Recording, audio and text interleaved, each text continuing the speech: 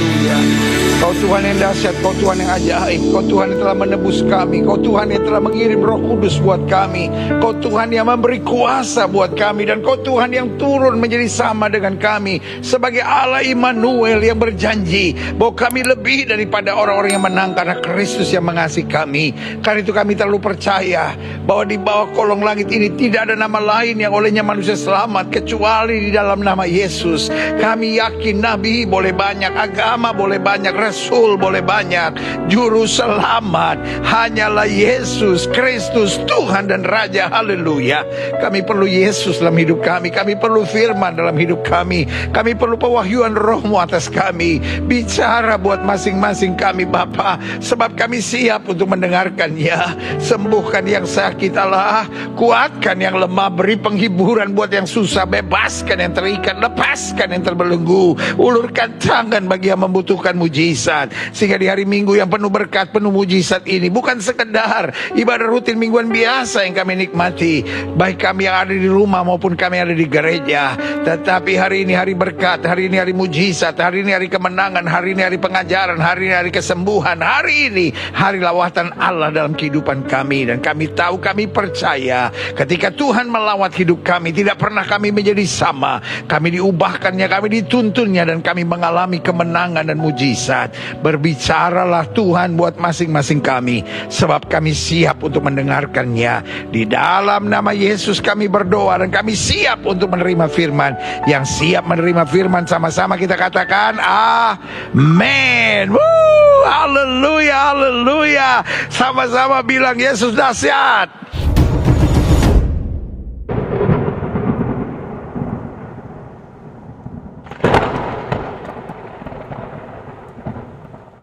Sama-sama bilang Yesus luar biasa. Sama-sama bilang sekali Yesus tetap Yesus. Berikan tepuk tangan yang meriah buat Tuhan. Silakan duduk. Tuhan memberkati Bapak Ibu saudara sekalian. Haleluya. Saudaraku yang kasih dalam Tuhan, kita hanya tinggal hitungan waktu kita akan merayakan Natal, ya kan? Karena tinggal 2 minggu lagi kita akan merayakan Natal. Wow, saudaraku yang kasih dalam Tuhan, semakin dekat kita merayakan Natal. Mungkin sudah menatap saya, tapi pendeta di mana? Saudaraku yang kekasih dalam Tuhan, Tuhan Yesus dahsyat dan luar biasa. Mungkin sudah berkata, kemarin baru melayani di Amerika. Haleluya. Saudaraku, ada rekan-rekan saya di Amerika yang selama ini kita layani, tapi karena COVID saya belum datang-datang. Dan hari ini saya tidak di Amerika, tapi saya sedang keliling Joglo, Semar, Jogja, Solo, Semarang dan sekitarnya. Jadi saya keliling untuk Jawa Tengah, saudara-saudara, dan seperti saya bilang, izinkan saya melayani kawan-kawan kita di Jawa Tengah. Dan karena gereja kita salah satunya adalah gereja penginjilan, ya tapi jangan sering-sering. Minggu depan kita udah sama-sama lagi, saudara-saudara, karena saya ada juga di beberapa Days to Christmas, jadi tetap melayani saudara. Pokoknya saya percaya anugerah Tuhan luar biasa, saudara-saudara. Puji Tuhan. Jadi sekali lagi saya minta maaf, tapi saya percaya ada berkat spesial karena saya harus melanjutkan pembahasan kita tentang 33 hal yang harus kita hindari dalam perjanjian baru. Nah, saudaraku yang kasih dalam Tuhan, mari kita bersama membahas 33 hal yang perlu kita hindari dalam perjanjian baru. Dan secara khusus dalam pembahasan hari ini, kita sedang membahas tentang buru-buru bertindak. Nah, bahasa Ibraninya Eltimaher Lif'ul Bemehirot. Nah, Eltimaher, nah ini berarti terburu-buru gitu. Jadi nggak pakai mikir lagi, sembarangan, seenaknya, apapun hasilnya kita nggak peduli. Nah itu yang disebut Eltimaher. Nah, Lif'ul Bilmerot itu artinya sebuah karya yang berarti, karya yang luar biasa, karya yang menentukan nasib. Jadi kita tidak akan melihat karya yang besar, kita tidak akan lihat karya yang berarti kalau kita seenaknya, terburu-buru karena dipacu oleh sesuatu. Nah, ini yang Alkitab ajarkan kepada kita, bahwa hidup Kristen jangan terburu-buru. Nah, dalam pembahasan ini selalu saya katakan bahwa mencintai Yesus bukan hanya mengerjakan apa yang Yesus suka, tapi mengerjakan atau mencintai Yesus juga berani meninggalkan yang Yesus nggak suka. Sama-sama bilang sama saya harus berani. Yes, saya harus berani meninggalkan apa yang Yesus nggak suka. Woi, haleluya. Saya harus berani meninggalkan apa yang Yesus nggak suka. Haleluya. Dan yang Yesus nggak suka dalam pembahasan ke-16 ini, yaitu buru-buru bertindak. Klik. Kisah Rasul pasal 19 ayat 23 sampai 36. Firman Tuhan bilang begini. Kira-kira pada waktu itu timbul huru-hara besar mengenai jalan Tuhan. Sebab ada seorang yang bernama Demetrius, seorang tukang perak, yang membuat kuil-kuil Dewi Artemis dari perak. Usahanya itu mendatangkan penghasilan tidak sedikit bagi tukang-tukangnya. Ia mengumpulkan mereka bersama-sama dengan pekerja-pekerja lain dalam perusahaan itu dan berkata, saudara-saudara, kamu tahu bahwa kemakmuran kita adalah hasil perusahaan ini. Ini Demetrius sebagai pemimpin yang ngomong. Klik. Sekarang kamu sendiri melihat dan mendengar bagaimana Paulus bukan saja di Efesus, tapi juga hampir di seluruh Asia telah membujuk dan menyesatkan banyak orang dengan mengatakan bahwa apa yang dibuat oleh tangan manusia bukanlah dewa. Lihat saudaraku yang kasih dalam Tuhan, ada orang-orang yang memandang kita sebagai kumpulan yang menyebalkan karena kita menolak LGBT, karena kita menolak minum mabuk dan judi, karena kita menolak 7-Eleven, kita menolak hubungan seks sebelum nikah, kita menolak bacaan-bacaan cabul, kita menolak perjudian. Orang Kristen nih terlalu fanatik. Bahkan kita menolak vaping, rokok. Lalu sebagian orang bilang, udah dong, gak usah terlalu fanatik deh. Ini pendeta apaan sih, gereja apaan sih? Saudara gue yang kasih dalam Tuhan. Dokter boleh tuh ngomong dilarang merokok. Dokter boleh tuh bilang itu tidak baik buat kesehatan. Saudara boleh marah sama saya karena saudara anggap saya ini fanatik. Tapi saudara gue yang kasih dalam Tuhan, buat saya ini prinsip. Karena tidak ada sesuatu yang baik yang dikerjakan oleh rokok, minum mabuk, judi, obat terlarang, LGBT. Saya nggak usah marah. Kalau ada orang yang memperingatkan saudara, maka harusnya saudara bersyukur. Tapi apa yang terjadi dengan Demetrius? Persoalannya bukan Artemis atau dewa atau apapun, persoalannya keuntungan. Ada banyak orang punya own agenda, punya agendanya sendiri. Karena itu menolak kekristenan. Itu yang terjadi dengan Demetrius. Lalu apa yang terjadi? Dengan jalan demikian, bukan saja perusahaan kita berada dalam bahaya untuk dihina orang. Lihat persoalannya, duit. Ya kan?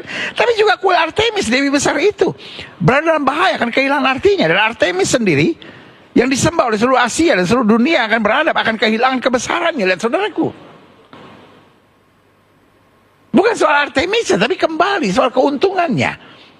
Mendengar itu meluaplah amarah mereka, lalu mereka berteriak-teriak, katanya, besarlah Artemis, dewi orang Efesus. Klik. Seluruh kota menjadi kacau. Dan mereka rame-rame membanjiri gedung kesenian serta menyeret Gaius dari Aristarchus, keduanya orang Makedonia. Gaius dan Aristarchus, keduanya orang Makedonia dan teman seperjalanan Paulus. Paulus mau pergi ke tengah-tengah rakyat itu, tapi murid-muridnya tidak mengizinkannya. Bahkan beberapa pembesar yang berasal dari Asia yang bersahabat dengan Paulus mengirim peringatan kepada supaya ia jangan masuk ke gedung kesenian itu. Klik. Sementara itu orang yang berkumpul dalam gedung itu berteriak-teriak, yang seorang mengatakan ini dan yang lain mengatakan itu, sebab kumpulan itu kacau balau dan kebanyakan dari mereka tidak tahu untuk apa mereka berkumpul. Perhatikan kalimat ini. Kebanyakan dari mereka tidak tahu untuk apa mereka berkumpul. Ini yang saya sebut framing. Mereka menciptakan framing demi keuntungan mereka sendiri. Zaman sekarang banyak orang menyerang hamba Tuhan, menyerang gereja. Tapi mereka nggak tahu untuk apa mereka lakukan itu, karena disuruh orang. Karena masuk dalam gelombang yang sama. Kita lihat selanjutnya. Lalu seorang bernama Alexander didorong ke depan oleh orang-orang Yahudi. Ia mendapat keterangan dari orang banyak tentang apa yang terjadi. Segera ia memberi isyarat dengan tangannya dan mau memberi penjelasan sebagai pembelaan di depan rakyat itu. Ayat 34, tapi ketika mereka tahu bahwa ia adalah orang Yahudi, berteriaklah mereka bersama-sama, kira-kira 2 jam lamanya, besarlah Artemis Dewi orang Efesus. Akan tapi panitera kota, perhatikan baik, bukan anak Tuhan, tapi panitera kota menenangkan orang banyak itu, dan berkata, hai orang Efesus, siapakah di dunia ini yang tidak tahu bahwa kota Efesus lah yang memelihara baik kuil Dewi Artemis yang maha besar maupun patung yang turun dari langit. Hal itu tidak dapat dibantah. Karena itu hendaklah kamu tenang dan janganlah terburu-buru bertindak. Nah, ini menarik. Dari panitera kota yang bukan orang percaya, yang menyembah Dewi Artemis, ada pesan Tuhan buat gereja Tuhan hari-hari ini, janganlah buru-buru bertindak. Klik. Saya pelajari, Tuhan yang kita sembah dapat memakai setiap orang untuk memberi pesan penting agar kita bertindak sebagai warga kerajaan. Saya ulangi sekali lagi, Tuhan kita dapat memakai setiap orang untuk memberi pesan penting agar kita bertindak sebagai warga kerajaan Allah. Dalam hal ini, panitera kota ini bukan orang percaya. Tapi hari ini kita bisa merenungkan firman Tuhan bahwa banyak masalah terjadi karena kita terlalu buru-buru bertindak. Klik. Kali ini Tuhan pakai panitera kota Efesus untuk mengingatkan orang-orang Efesus yang marah, hendaklah kamu tenang dan janganlah terburu-buru bertindak. Dan kesempatan yang sama di masa-masa kita mempersiapkan Natal, di masa-masa kita menuju akhir tahun, izinkan saya sebagai gembala saudara, belajarlah tenang. Jangan terburu-buru bertindak. Ketika engkau dikhianati orang misalnya, ketika engkau melihat untung yang besar, ketika engkau marah karena sesuatu, ketika engkau sedang mengharapkan sesuatu, belajar tenang dulu. Jangan terlalu terburu-buru bertindak, karena banyak kesalahan kita buat karena kita terburu-buru bertindak. Klik. Belajar dari Amsal pasal yang ke-25 ayat yang ke-8 dikatakan, jangan terburu-buru kau buat perkara pengadilan. Jadi kalau kita kesal sama orang, kita jengkel sama orang, jangan terburu-buru lapor pengadilan. Karena pada akhirnya apa yang kau dapat lakukan kalau sesamamu telah mempermalukan engkau? Kita pikir dulu. Ada banyak rumah tangga, ada masalah sedikit, udah kita cerai aja. Ada banyak rumah tangga ketika ada masalah, akhirnya yang wanita lari kepada pria lain, yang pria lari kepada wanita yang lain. Engkau terburu-buru bertindak, tenang dulu. Doa dulu, mungkin suami saya mengecewakan, tapi mungkin saya ada salahnya. Jadi ada saatnya dalam hidup ini kita doa dulu. Karena Alkitab bilang di dalam tetap tenang tinggal percaya, di situ terletak kekuatan kita. Tapi kadang-kadang persoalan kita terlalu terburu-buru mau bertindak. Kita dipacu oleh emosi kita dipacu oleh kejengkelan kita dipacu oleh pemikiran kita yang liar ini. Tetapi Alkitab bilang, janganlah terburu-buru kau buat perkara di pengadilan. Klik.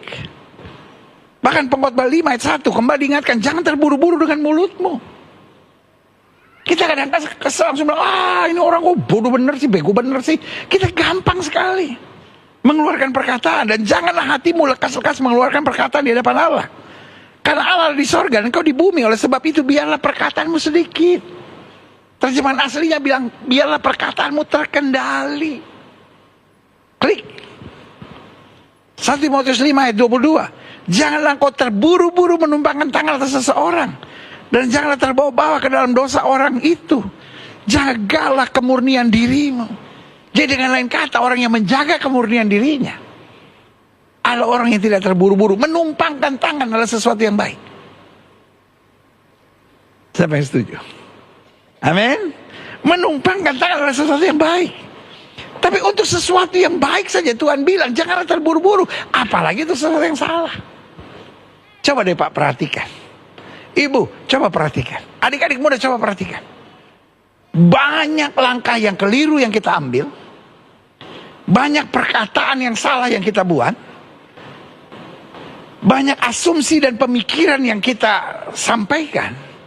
Kalau kita mau jujur, karena kita terlalu terburu-buru, kita nggak mikir dulu, kita nggak merenungkan dulu, kita nggak mengkaji dulu. Padahal dengan kita berpikir, dengan kita berdoa, dengan kita meminta hikmat Tuhan, akan ada banyak hal yang dahsyat yang Tuhan bisa kerjakan dalam hidup kita. Yang setuju katakan amin. Sama-sama bilang, saya tidak boleh terburu-buru.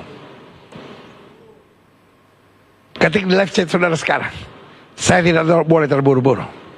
Semua jemaat angkat tangan kanan, sama-sama bilang, saya tidak boleh terburu-buru. Amin.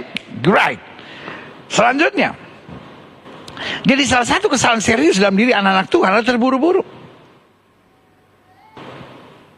Dan salah satu yang iblis mau buat anak-anak Tuhan, supaya anak-anak Tuhan terburu-buru.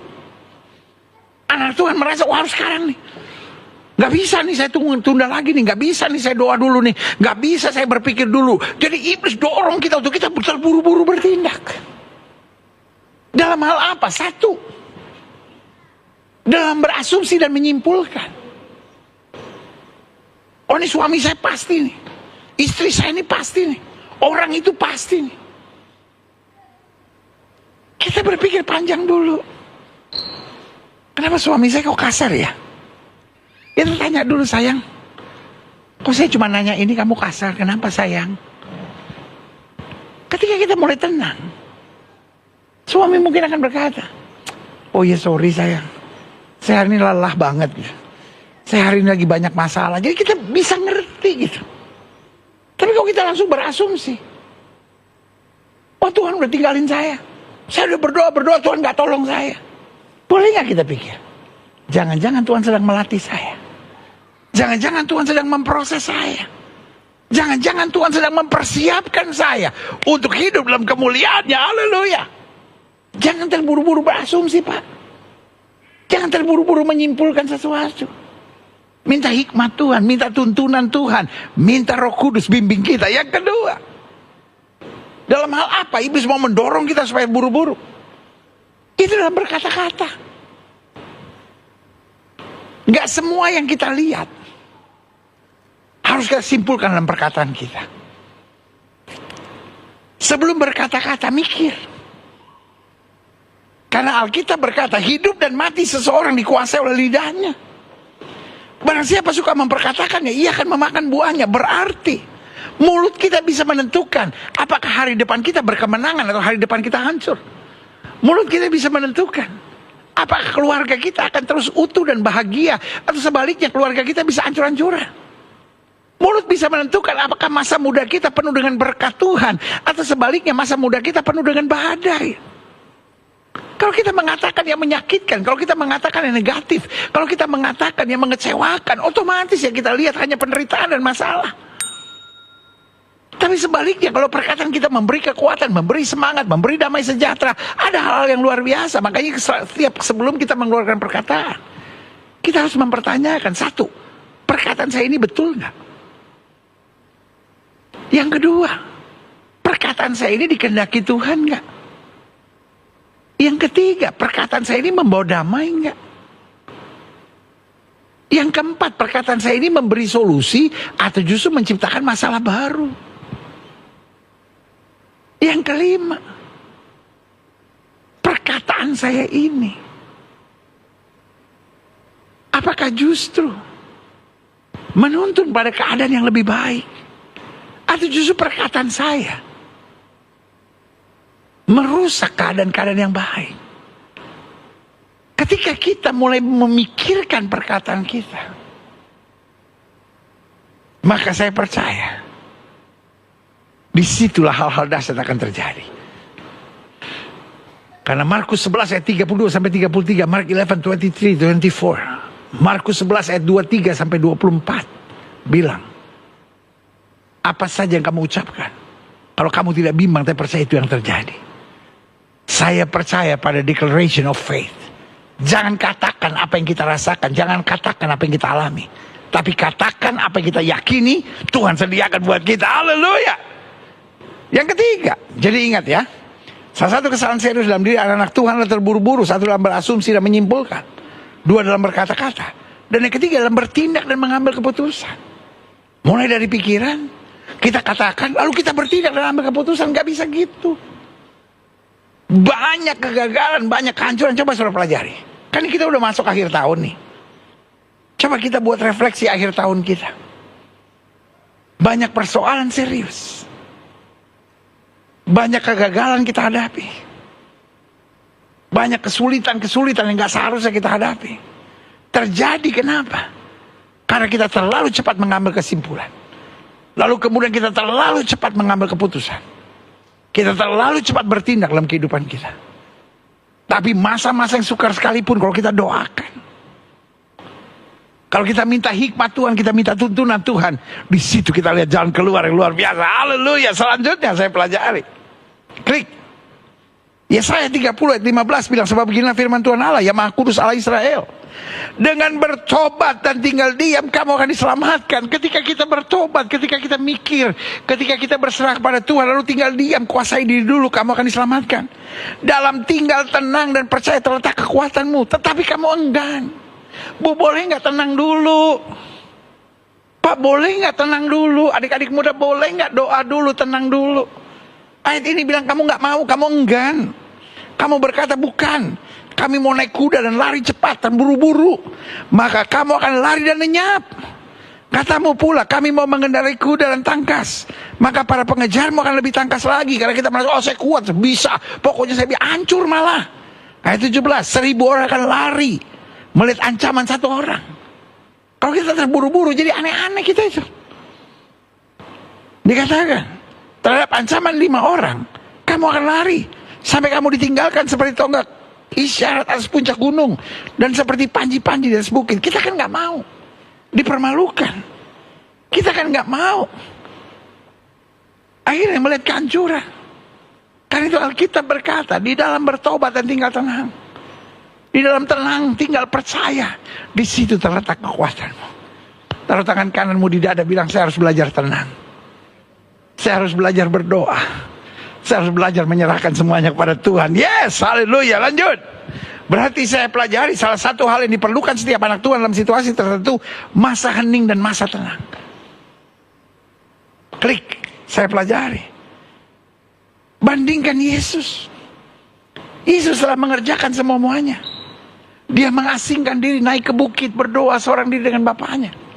Bahkan sebelum dia menentukan pilihan, menentukan murid-muridnya, padahal dia pilih salah satunya Yudas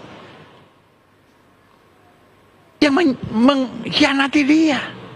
Salah satu yang dia pilih adalah Petrus yang menyangkal dia. Tapi dia tidak panik, karena dia tahu itu hasil doa. Kalau kita tenang dan berdoa, waktu kita menghadapi masalah, kita yakin Allah terus bekerja dalam segala perkara untuk mendatangkan kebaikan. Tapi kalau kita nggak tenang, kita nggak berdoa, setiap kali kita lihat masalah, kita pikir, wah Tuhan udah meninggalkan saya, kenapa Tuhan saya harus hadapi semuanya ini? Sabar. Yang pertama, masalah membuat kita melihat karya Tuhan yang besar. Yang kedua, masalah membuat kita lebih rendah hati dan berserah kepada Tuhan. Dan yang ketiga, masalah adalah kesempatan untuk kita melihat Allah tidak pernah gagal menepati janji-janjinya. Yes, haleluya. Jadi Yesus naik ke bukit dan berdoa. Dan yang kedua, ada masanya Yesus menyingkir dan sendirian dengan Bapa. Ini yang saya bilang masa hening. Ada kalanya engkau masuk kamar, engkau minta Tuhan tuntun hidupmu, Tuhan arahkan langkahmu. Jangan sampai kegagalan 2024 kita bawa masuk ke 2025. Makanya 2025 kita sebut tahun ketahanan. Saya percaya anak-anak Tuhan akan bertahan di tahun 2025. Melihat karya Tuhan dasar dan ajaib. Yang ketiga, jadi Yesus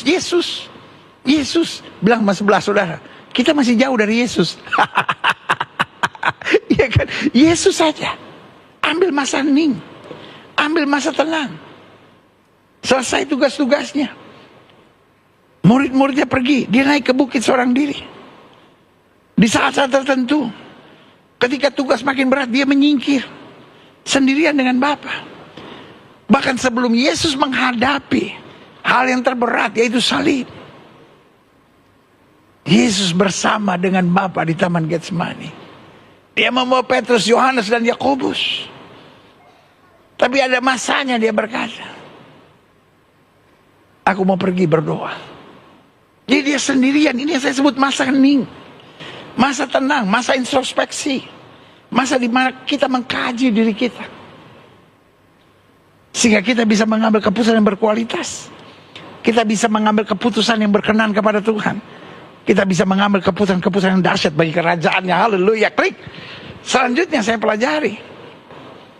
Lukas 14 ayat 28. Sebab siapakah di antara kamu yang kalau mau mendirikan sebuah menara tidak duduk dahulu membuat anggaran biayanya, kalau cukup uangnya untuk menyelesaikan pekerjaan itu. Kita boleh punya mimpi. Kita boleh punya harapan, kita boleh punya iman, tapi jangan terburu-buru. Minta tuntunan Tuhan dulu. Minta bimbingannya. Sehingga kita tahu arahan-arahan Tuhan yang luar biasa. Klik. Dari sini saya tekankan. Kita perlu menghindari sikap buru-buru. Taruh tangan kanan saudara di dada, sama-sama bilang, saya perlu menghindari sikap buru-buru. Yes.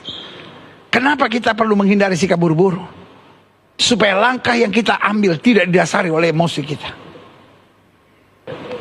Baik emosi kemarahan maupun emosi-emosi kesenangan.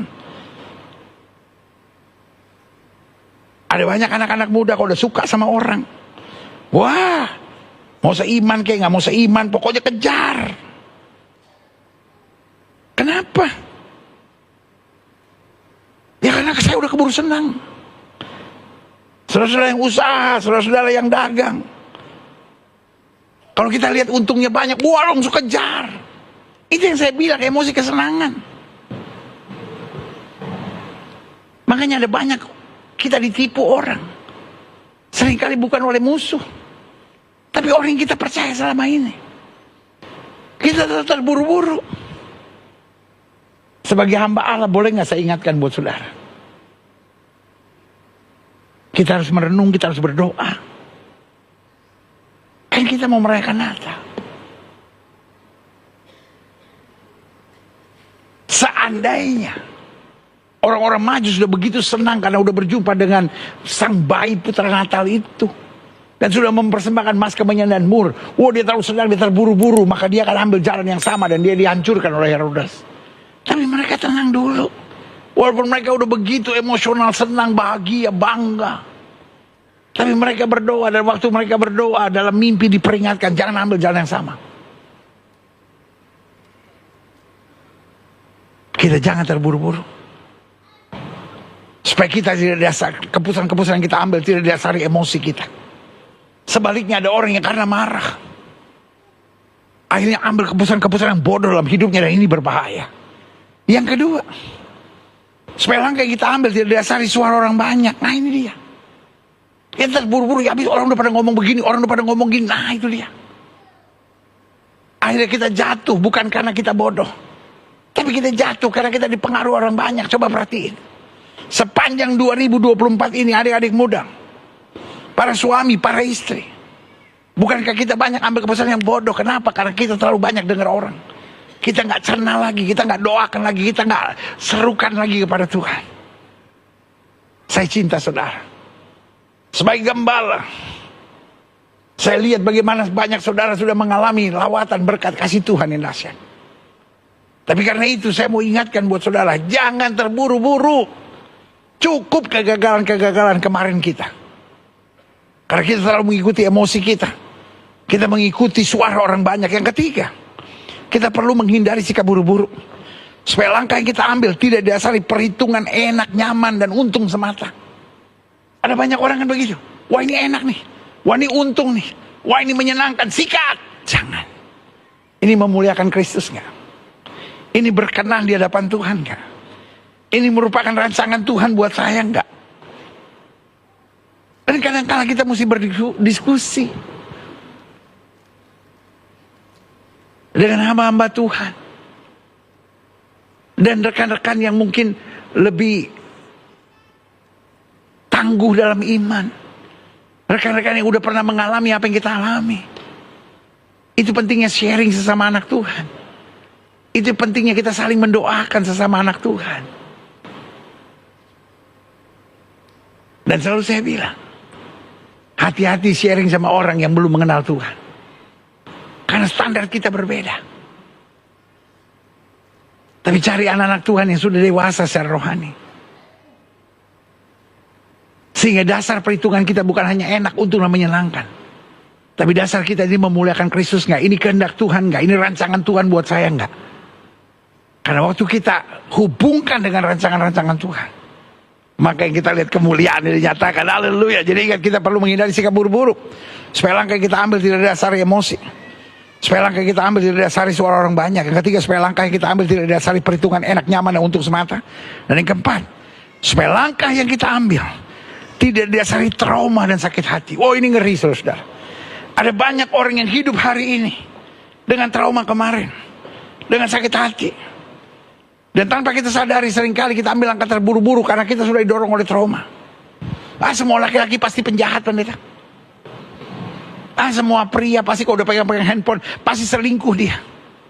Kita terburu-buru ribut. Kita terburu-buru menghakimi. Lalu kemudian kita bingung, kenapa suasana rumah tangga saya nggak nyaman? Karena kau terburu-buru. Nggak nanya dulu, nggak mikir dulu, nggak merenung dulu, nggak diskusi dulu. Hari ini sebagai hamba Allah, saya mau ingatkan buat saudara. Mungkin secara fisik saya tidak bersama dengan saudara. Tapi saya begitu cinta saudara, saya begitu sayang sama saudara. Saya tidak ingin kesalahan tahun-tahun kemarin kita bawa masuk ke 2025 karena kita terburu-buru dalam melangkah. Terburu-buru dengan perkataan kita. Tetapi waktu kita berpikir dulu, kita merenungkan dulu. Kita bawa dalam doa dulu. Kita akan melihat hasil yang sangat baik. Adik-adik muda, jangan karena jatuh cinta langsung buru-buru bertindak. Langsung buru-buru melakukan hubungan seks. Langsung siap buat apa saja untuk orang yang saya cintai, pendeta. Jangan bodoh. Belajar, dengar-dengaran pada suara Tuhan, minta pimpinan Tuhan. Maka anugerahnya akan dinyatakan buat kita. Saya undang pemain musik maju ke depan. Dan dari dasar hati saya yang terdalam, saya hanya mau ingatkan buat saudara. Kalau Yusuf terburu-buru bertindak, dia pasti akan meninggalkan Maria. Tetapi dia merenungkan dulu, dia doakan dulu. Seandainya orang Majus buru-buru bertindak, langsung pulang, karena senang sudah mengalami perjumpaan dengan Sang Juru Selamat, saya percaya dia akan mati dibunuh di jalan. Jangan buat kesalahan yang sama. Natal mengajar kepada kita bahwa salah satu hal yang harus kita hindari adalah jangan terburu-buru. Ada Tuhan yang panggil kita dan berkata, mari kamu yang letih lesu dan beban berat, aku akan beri kelegaan kepadamu. Ada teladan dari Kristus buat kita, bahwa dia menyingkir dan berdoa. Dia ke Taman Getsemani dan dia bilang, biar bukan kehendakku yang jadi, melainkan kehendakmu yang terjadi. Dan biarlah kita punya waktu untuk itu. Dan saya percaya, di depan kita ada banyak keputusan-keputusan penting. Di depan kita ada banyak masalah-masalah yang akan terjadi. Di depan kita ada banyak keadaan-keadaan yang mungkin kita tidak mengerti. Tapi kalau kita tenang dan minta pimpinan Tuhan, minta hikmat surgawi, kebijaksanaan dari Tuhan, maka makin hari kau akan makin dahsyat, makin hari kau akan makin diberkati, makin hari kau akan mengalami peningkatan yang luar biasa. Yang saja katakan amin. Setiap kepala tertunduk, setiap hati terangkat, setiap mata terpejam. Kita angkat pujian ini bersama-sama. Haleluya, haleluya, haleluya, haleluya. Aku punya Tuhan yang besar, yang telah berjanji dan sanggup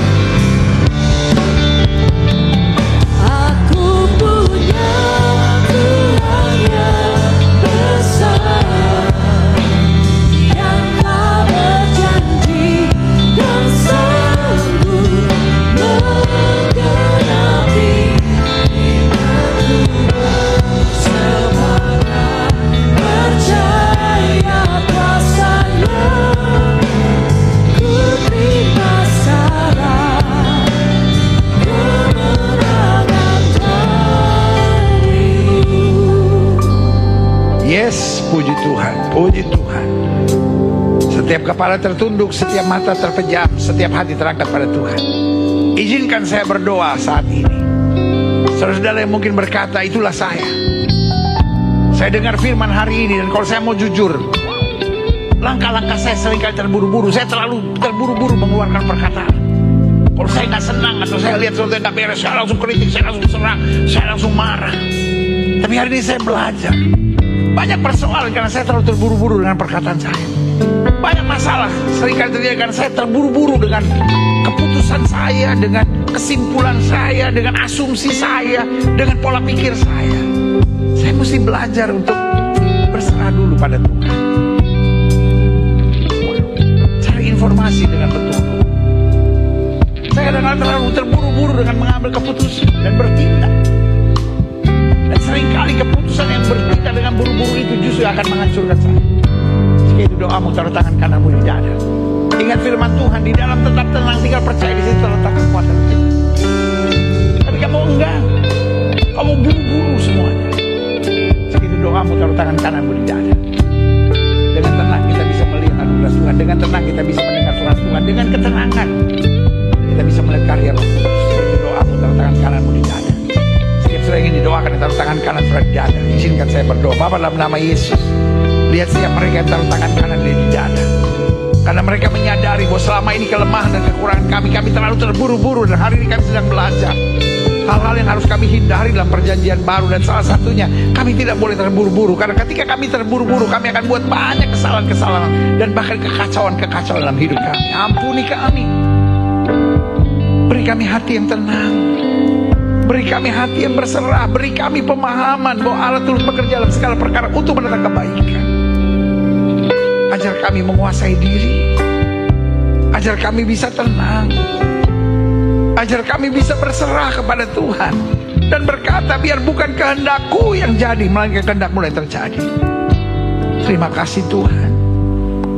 Ampuni kami yang suka buru-buru ini. Gantikan dengan kesabaran, kasih, penguasaan diri, supaya kami dengar-dengaran dengan Tuhan dan kemuliaan-Mu. Terima kasih Bapa. Saudaraku, pastikan sebelum ambil keputusan tenang dulu, dan Roh Kudus yang akan bimbing. Terima kasih Bapa. Terima kasih. Hamba mengasihi jemaat-Mu satu persatu. Apa yang Tuhan taruh di hati hamba sudah hamba sampaikan bagi umat-Mu. Hamba doa firman termeterai. Apa saja yang mereka kerjakan dibuat Tuhan berhasil. Dan lewat hidup kami nama Kristus dipermuliakan. Dan hidup kami boleh senantiasa bergantung pada Tuhan. Terima kasih Bapa. Hamba juga doa buat yang sakit Allah. Setiap saudara yang sakit, letakkan tangan kananmu di bagian tubuh yang sakit. Dan kita doa Bapa, firman-Mu berkata orang percaya tumpang tangan buat yang sakit, dan yang sakit akan disembuhkan dengan iman. Kami praktekkan firman Tuhan ini. Kami letakkan tangan kanan kami di bagian tubuh kami yang sakit. Kami tolak sakit penyakit, kami tolak kelemahan tubuh, kami tolak campur tangan kegelapan. Kami patahkan kuasa di dalam nama Yesus.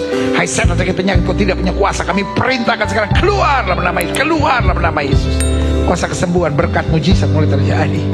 Karena kami percaya Yesus kami tidak berubah dulu kemarin hari ini sampai selama-lamanya. Segala virus, bakteri, kuman, keluar dalam nama Yesus. Segala kutuk penyakit, setan-setan, kuasa kegelapan yang menyerang, hancur dalam nama Yesus. Segala infeksi peradangan sembuh dalam nama Yesus. Mengalir kuasa Tuhan, mengalir kuasa Tuhan, mengalir kuasa Tuhan, mengalir kuasa Tuhan. Terima kasih Tuhan, terima kasih, terima kasih. Kuasa kesembuhan-Mu, kuasa kesembuhan-Mu, kuasa kesembuhan-Mu mengalir dengan sempurna. Terima kasih. Yesus kami tidak berubah dulu kemarin hari ini sampai selama-lamanya. Dari ujung kepala sampai ujung kaki disembuhkan. Karena Yesus kami, oleh bilur-bilurnya kami menyatakan sudah menyembuhkan kami. Haleluya. Berikan tepuk tangan yang meriah buat Tuhan. Inilah tepuk tangan sorak-sorai kemenangan kami, tepuk tangan sukacita kami, karena Yesus sudah menyembuhkan kami. Terima kasih Bapa, terima kasih Bapa, terima kasih. Bangsa negara kami Indonesia selamatkan ya Allah. Damai sejahtera atas Indonesia. Umat mayoritas di bangsa ini Tuhan bimbing, Tuhan tuntun, Tuhan bawa pada damai sejahtera dan keselamatan. Bapak Presiden, Wakil Presiden, para menteri, pejabat di pusat dan di daerah, para gubernur, para wali kota, para bupati, para polisi, para tentara, ya Kristus, para pemimpin dan aparat penegak hukum di bangsa kami, beri hati yang takut akan Tuhan, beri damai sejahtera. Bahkan di masa-masa persiapan, pengumuman, bahkan pelantikan, gubernur, wali kota, bupati, biarlah hanya yang terbaik yang Tuhan boleh tetapkan. Terima kasih Bapa, terima kasih. Segala kuasa kegelapan, segala rancangan-rancangan setan di bangsa kami hancurkan di dalam nama Yesus. Jaga Indonesia dalam damai sejahtera, jaga Indonesia dalam berkat Tuhan. Rancangan kerusuhan, rancangan domba, rancangan kekacauan kami tolak dalam nama Yesus. Kami percaya Indonesia ada di hatinya Tuhan. Apa saja yang Tuhan mau atas Indonesia pasti jadi. Apa saja yang Tuhan tidak mau atas Indonesia tidak akan jadi. Gereja-gereja di mana-mana tempat Tuhan bela nyatakan kemuliaan-Mu. Gerejamu di tempat ini, Gereja Bethel Indonesia Glow Fellowship Center, Tuhan pakai terus untuk menegakkan kerajaan Allah dalam kebenaran dan kasih. Dan akhirnya setiap kami yang menerima firman, Tuhan arahkan kami untuk hidup tidak terburu-buru, tapi bergantung pada Tuhan dengan hikmat dan kebijaksanaan yang Tuhan sediakan. Di dalam nama Yesus kami berdoa, dan kami siap jadi pelaku-pelaku firman, yang siap jadi pelaku-pelaku firman. Sama-sama kita katakan amin.